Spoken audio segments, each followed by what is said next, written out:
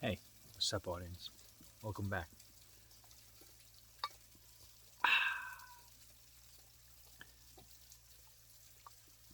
What we talk about? Awesome stuff as always. In this little video, I want to bring your attention to the nature of thought.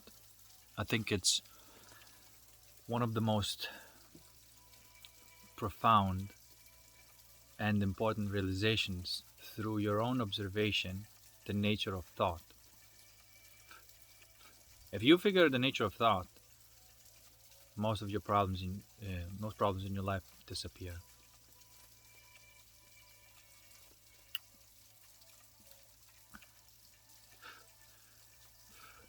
First of all,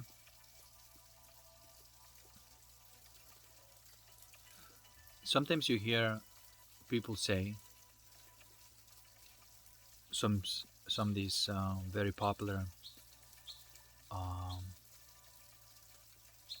spiritual figures, if you will, right? They say the degree of your evolution is the degree of absence of thought. That's what they say, right? Um, and in my experience, that's only half of the truth, because thought is has direction, and what they say is truth about certain type of direction of thought, but not overall. I mean, without a thought, you can't even go and buy your groceries. So what does that mean? Like, if you don't think at all, and you're gonna be like, retarded, just looking at one spot like a vegetable, And so it's very dangerous to take their statements like that and then striving to become a vegetable. You know what I'm saying? It's just ridiculous. So let's look at it more clearly than that.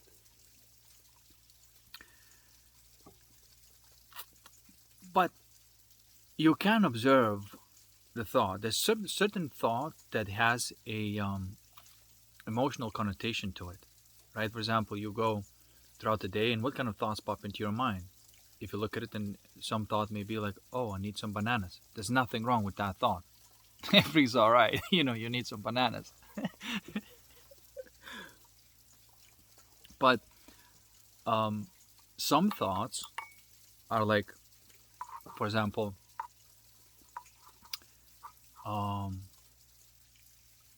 something like, why she hated me, or like, why does he hate me, or oh, thoughts like that, or like, oh, why, I can't believe he did this to me, or whatever. These thoughts are stemming from some pain, and these are, in my book, are unfulfilled desires, and that's why these thoughts are popping into your mind. And I would not look at it as anything wrong with it, with the thought itself. It's just trying it, as long as you're not thinking it and believing it, but as long as that thought appeared, and you can trace it back to the source of it. That's what I do. If some insidious and thoughts are popping into my mind that are using my energy and all that stuff, and then I say, all right, there's something there that I have to face, alchemize, and transmute. Just use my awareness and attention, and I always find it what that is. And then as soon as I have that resolution, these thoughts stop. They don't come. This is why I would say that there is this chronological time, which is okay thought to have, not a problem with chronological thought, and not a problem to have that type of memory. Chronological memory is really good, but what we're talking about is a different type of memory. Because remember, if you watched my previous video, the first observation that you must see is that thought is memory, thought is knowledge, that we're talking about the same thing, right? It's the same thing. And it's just when you run the energy through it, it's pops in, okay? It's more spontaneous than anything. But the problem is not with the chronological memory. The problem is with the what I call kairos memory. Kairos past and the future, because kairos past is always bad and the future is always ideal. So if you start having these thoughts about your past, there's nothing wrong with the chronological past. What is trying to get your attention to is to this kairos past that is still with you. And so sometimes people say, well, don't look at the past, just move on or whatever. Not so fast. Not so fast. Because you're going to repeat the exact same pattern. You do have to look at it, and you do have to find the source of it in order to break that old pattern. Heartbreak, sometimes people call it. You got to go through that to break that old pattern. Okay.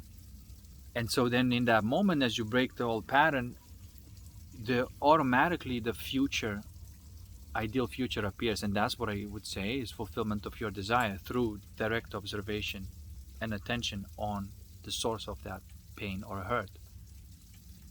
Okay. And that usually leads to more love or more wisdom. Okay. And then that moment, once you make that change, you actually change your past, because everything that is coming into your reality is the past. And so this, whatever you experience in this monitor, in this video game, is whatever is running from the past.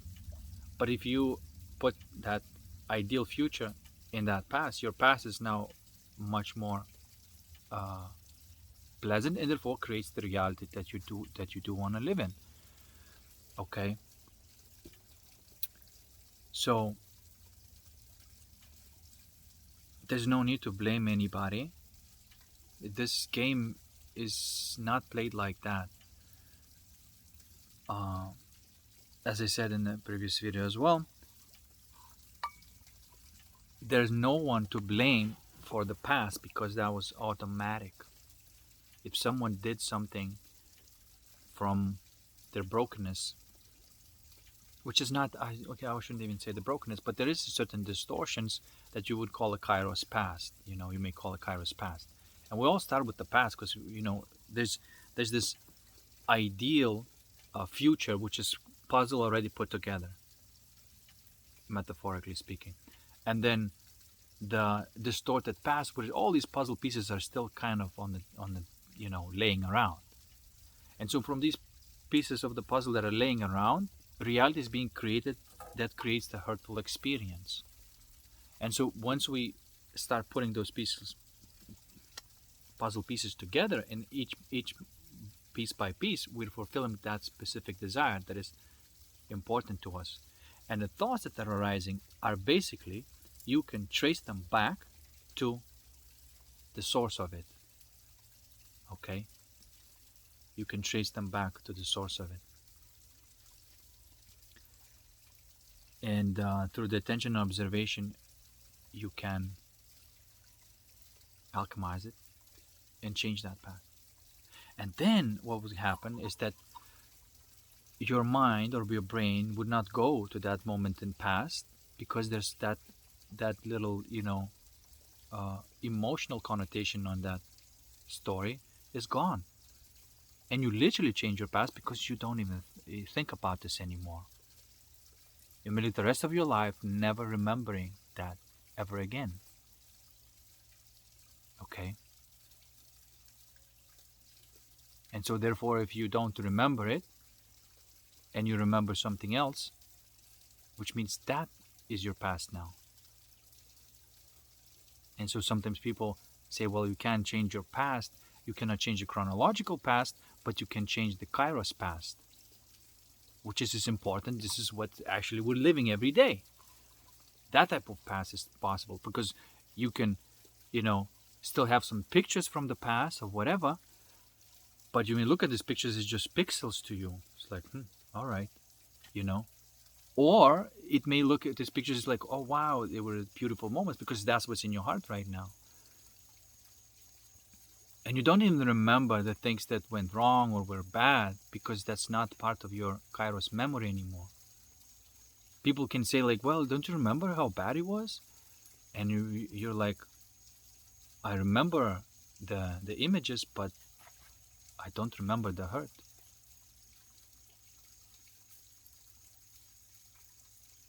And that's when you know that your past is different.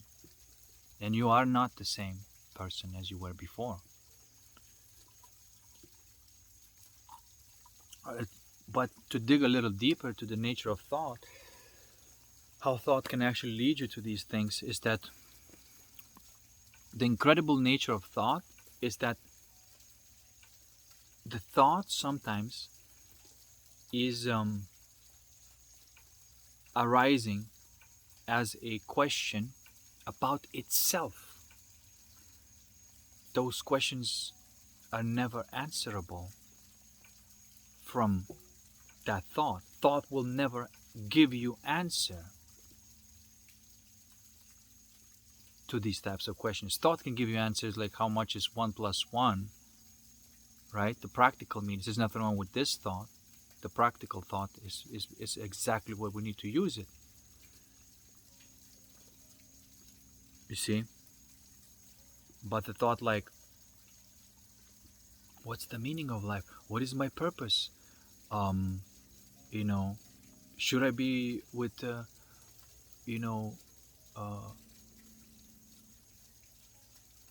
like in a monogamous relationship, or should I not? Like all these questions that you're asking that are really not practical but supposed to be spontaneous and alive are not answerable by that thought because the thought itself is the problem.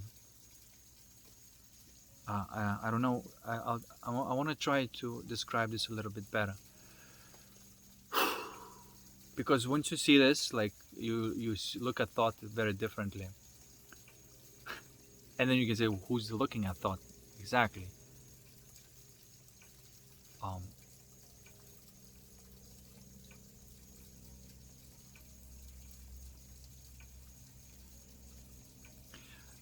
You begin to see the limitation of thought. Because when you know that it doesn't have, like, the trick of the thought is that it says that there's something there and a thought can fix that, but that something there is also the thought. It's the same thing. You see how the thought can trick you like that. The thought itself is the issue. The question itself is the issue. But when you go into beyond the thought, when you go into that stillness and the silence, where the brain might be afraid of it at first, but if you go there, when there is no thought, everything's absolutely perfect. And from that perfection, there might be some insights coming to you. It's not a thought. And so now the insight is the answer. And it was not accomplished through thinking, analyzing, or thought. It was actually accomplished by moving your awareness and attention to your core essence of who you are. And from there, the insight comes. And you do get an answer, but it's not from thinking, not from thought. Okay?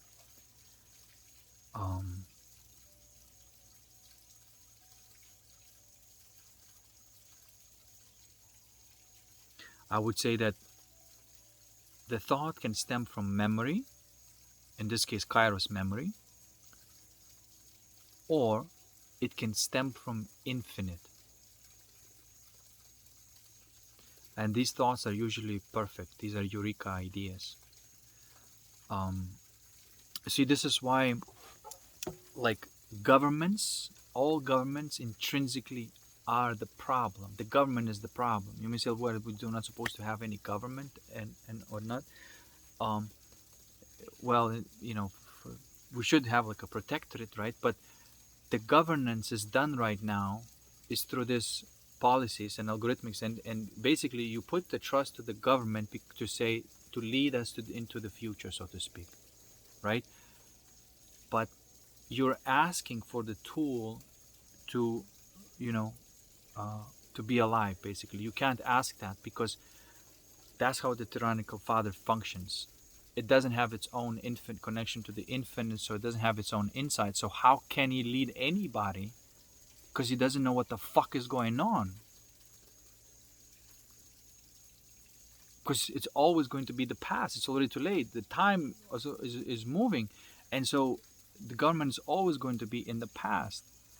Because where do you think that idea will come from to adapt to the situation? It must come from the infinite. It's not from the policy. But policy is static. It's limited. It's it's it's always wrong. Okay, so this is tyrannical father is always wrong about what makes people happy and how to live a harmonious and healthy life. Always wrong, because it's nothing more but the ego. They're always wrong about this. So to put your trust in the government or your society, apps, their algorithms as well, is basically to give your life away. This is why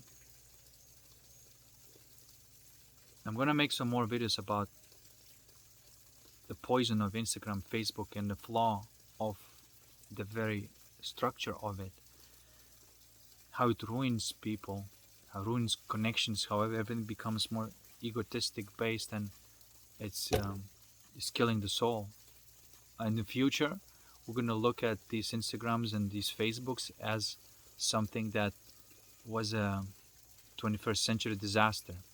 We'll say, like, can you believe it that this is how we lived, and people were doing these things, and they were valuing this.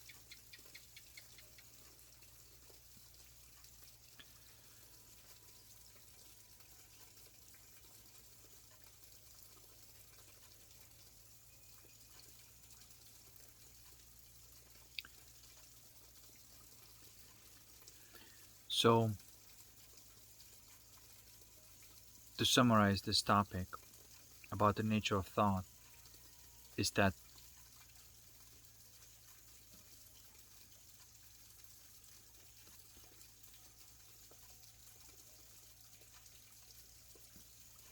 the thought itself may raise the question. For example, you tune into the peace and stillness and quiet, and you find your heart, and you're like, oh my God, this is here. I don't need anything else. This is here.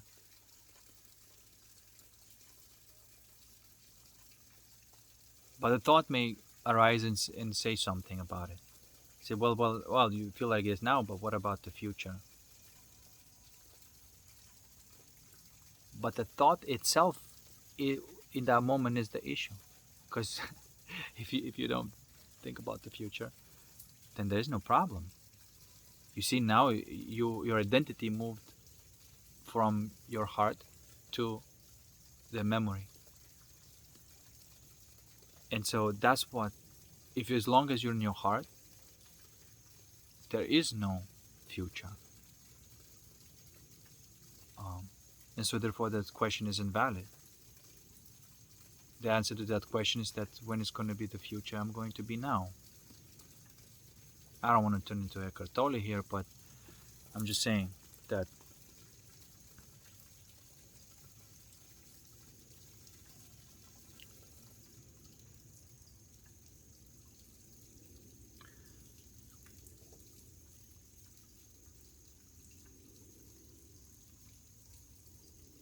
the thought is a tricky thing. The thought creates even this idea of a thinker. And then it says, like, I thought the thought. But thought is not attached to anything. The thought and the thinker is one and the same. So as long as you are not using this type of thought, right, and you will stop using this type of thought when you're gonna go to where this thought's coming from, and face there everything what is, and that type of thought stops. You still have other practical thoughts. There might be some inspiration coming through, and the practical thought says like, oh, go fix that, do this, do this. Totally fine. Totally fine. Okay. In fact, in that moment, the brain is actually completely and fully operational, as supposed to be, not invading his authority into the matters of the heart. You leave the infinite to the infinite and the temporal to the temporal. Okay.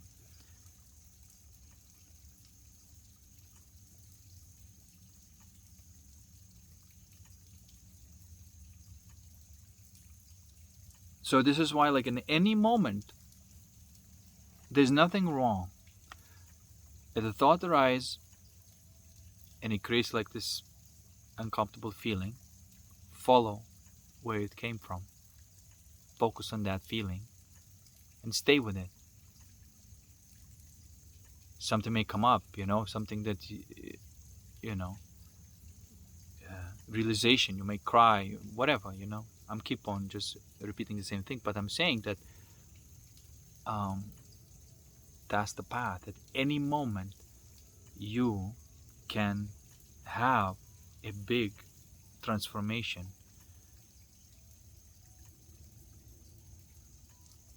which that thought is basically just trying to get your attention. This is why, like, you cannot fight with it, because who's fighting it? Just another thought fighting a thought, which is there's no, by the way, this thought or that thought. There's only thinking. It's a process. Okay, the process is the only reason for this process is to get your attention, to put attention what it is. It's asking for your attention. It's not telling you to go out and do all these crazy things and vengeance and revenge and all that stuff. That's the thought arises, and may say that, right? The thought will be vengeance, but really what he's trying to say is that, look here, there's pain, or look here, there's pressure, and you follow it to it, and you pop on the other side. So this is why you can use the thought as an indication that you still got some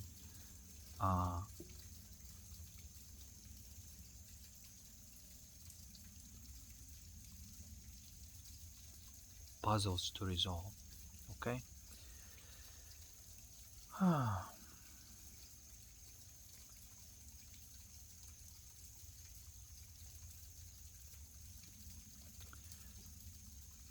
And so you ask, like, you're not thinking at all.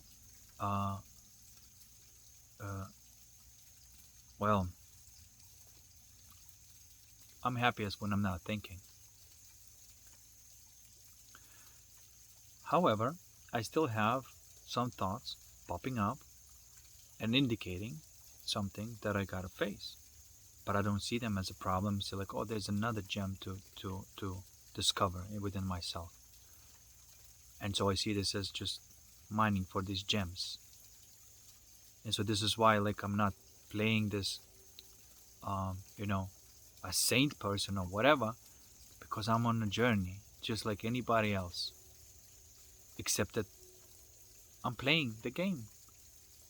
That may be one difference about somebody who's not playing this game in this way, and therefore they're automatic, and therefore they're villain. Which, by the way, this might also, if you can see that the memory creates the thought and the thought creates the behavior, you can say that anybody who acts from the memory is automatic. And you can also see, like, all evil is not alive. It's a code. So if you had some sort of like a rage or aggravation, how can people do this? You are giving you're anthropomorphizing something that is not alive. And you can call it conditioning, for example. Conditioning is not the soul. Conditioning is not the person. That was kind of difficult for me to accept as well, because I would see the conditioning and then I would say, well, that person, that's the way they are. It's them. And so I was honestly, like, if I'm completely honest with myself, I was back and forth on this. Sometimes I was seeing clearly and I was not interested in conditioning at all. I was dealing directly with the people's soul, and I'm not interested in the conditioning, which that's what I do now. And sometimes I was really angry about the fact of conditioning. But now I can see that it's innocent, because the most atrocious things in the world are done out of that conditioning memory, which is automatic. They can't help it. And Jesus said that, forgive them because they don't know what they're doing. I think he actually meant to say that they are automatic, that they are non-player characters. All villains are non-player characters. No matter how convincing they look, all their motivation stems from the memory, and therefore not alive. It's supposed to stem from the infinity, not the temporal world. Okay? So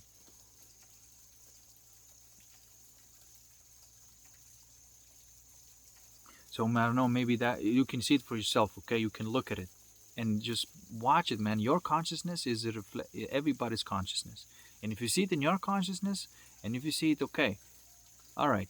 So where's this motivation came from? It's like, okay, oh, that happened in my past, and so that I created this, internal policy, and that's what drives me right now to do this thing. But that's a memory, and what is the memory? It's a thought and a knowledge. Okay, so if I move from the knowledge, I'm moving not from my heart. I'm moving from something that is already dead, frozen. Something's not automatic. And say, oh shit, if I move from my knowledge, I'm a non-player character mode. And then you may say, like, well, if I do something that is bad or out of hurt, it was all pre-programmed. And so that may help you to see that whatever the things that you fucked up, you could not have done differently, because you were acting from that memory. You see, the point was for you to light that up, to start being aware of it. It's like, oh shit, I do have that thing, that memory. I don't want to act from the memory. And so then you alchemize that and you start acting from your heart about that specific thing. And so this is why, like, we're eliminating those puzzles that are temporal in order to have that complete puzzle that is infinite. Okay, that cannot be done through knowledge. And then little by little you start moving on some parts of your life from the infinite, not from the knowledge, and therefore you're no longer in NPC mode. Okay, for example, I may still be like an NPC on some parts of my life.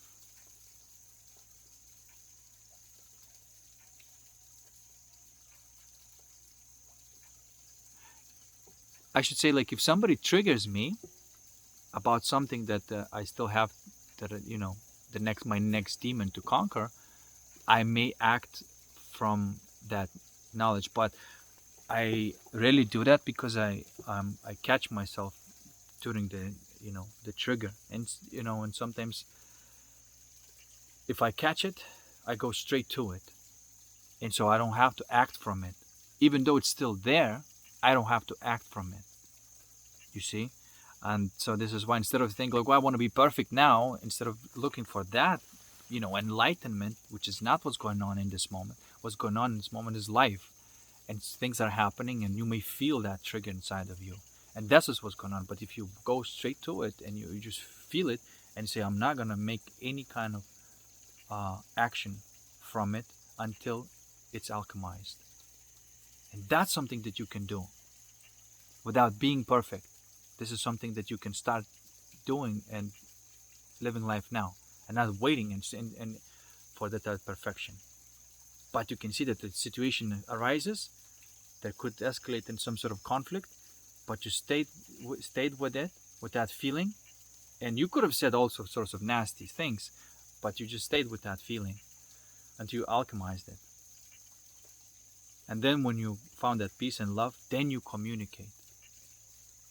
And then if you don't like that behavior, you can say like, well, it's that's how it makes me feel like, And if the person is also in their heart is like, oh shit, I don't want to make you feel like that.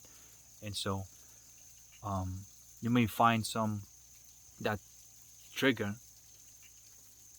can turn into reconciliation and the fulfillment of your desire and your partner's desire, or whoever's you're with, that problem was arising. And so that's the most thing that you can do, rather than looking for the complete end of it. To say, look, how do I play this game now? It's like I may have still some of these distortions, these puzzles that I still got together, which is their desires, and of course I should have them. Why shouldn't I? But the way I approach them is different and more organic and more authentic. Right? And so if something happens and I just like how to say,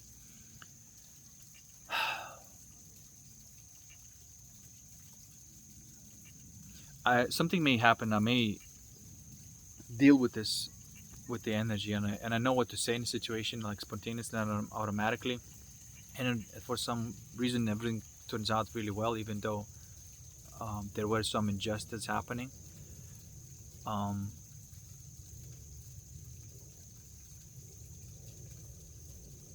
The fact that I didn't escalate into conflict was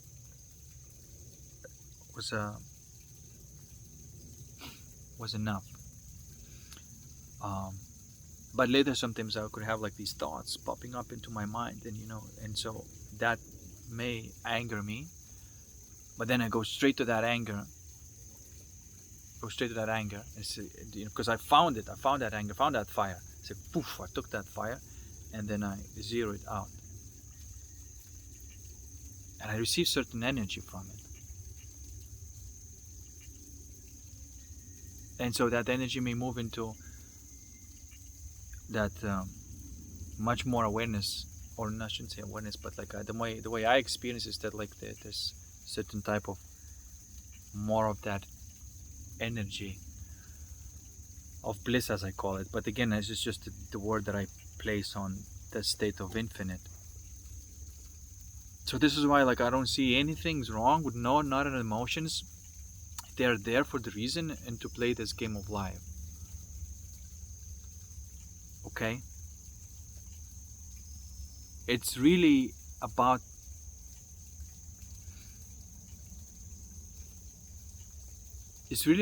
where you look, where you place your attention, and where you place awareness. It starts from that. If you like everything that I'm saying to you, you can look at it and discover it for yourself. That how did you do that? You place the attention and awareness on it. But this is why like I'm not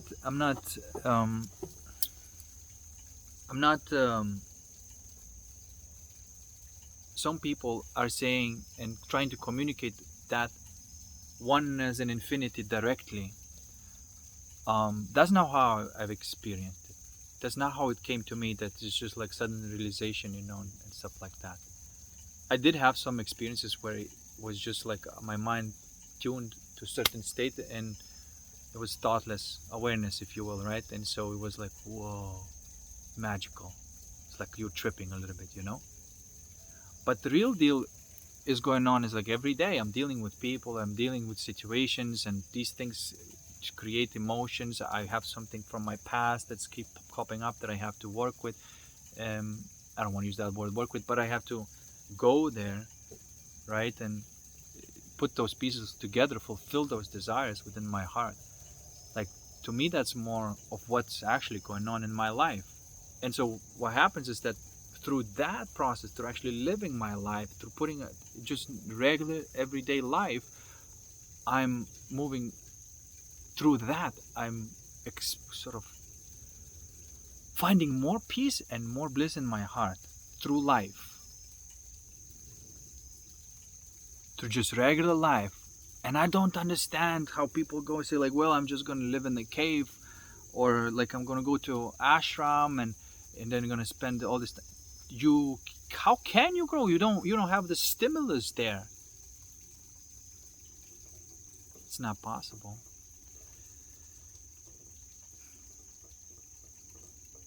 So I don't understand. To me, life is the path to the enlightenment, and that enlightenment is the end goal. And so why do you rushing to the end goal? That is ridiculous. And I'm not interested in enlightenment. I'm interested in enjoying my life. That's what I'm interested in. And learning how to play this game. And I have regular small problems. You know what I'm saying?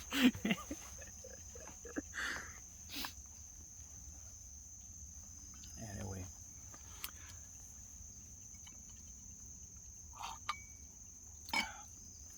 Well, that's enough. I think it's 36 minutes. Hopefully that communicated enough about the nature of thought.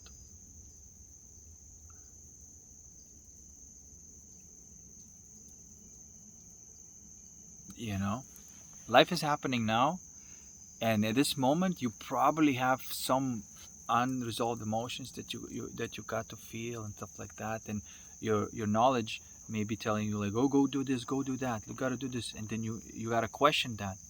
And people say don't look at the past and whatever, just keep moving. So what if you're not going to look at the past? You're going to be moving from the past, from that memory. Gotta question you. It's like, why am I doing this one? It's like, if you find it's like, oh my god, I'm doing this just to prove myself to somebody. What the fuck? You know? Do I want that? Or do I want to enjoy my life? You know? So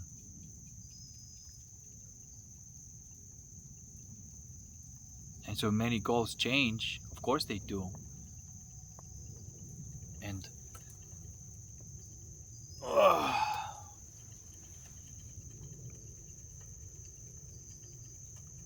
and I know people say that it's not the destination is the journey, but you cannot have journey without destination either. Destination is important to have.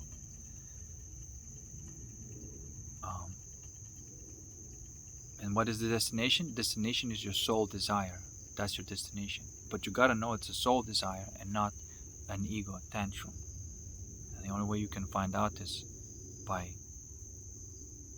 putting your attention and awareness on the source of this discomfort within you.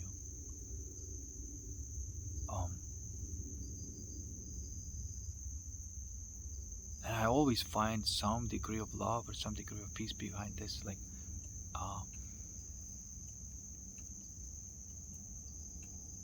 and to me it's so interesting. Like, this game is becoming so fascinating.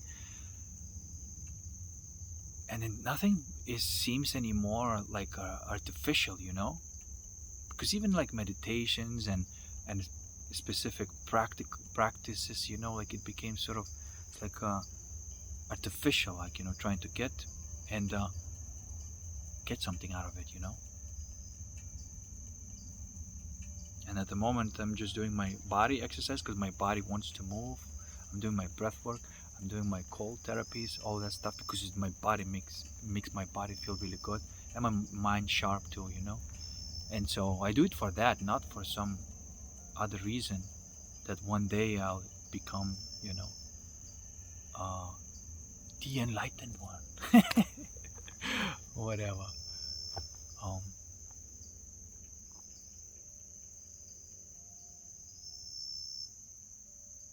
Not saying that there aren't these people who are already finished their game and here are just to tell stories about it. Of course there are, but I'm not one of them. I'm very deep in my hero's journey, and I fucking love it. And so can you. Anyway. Alright, I'll see you next one. Peace. Bye.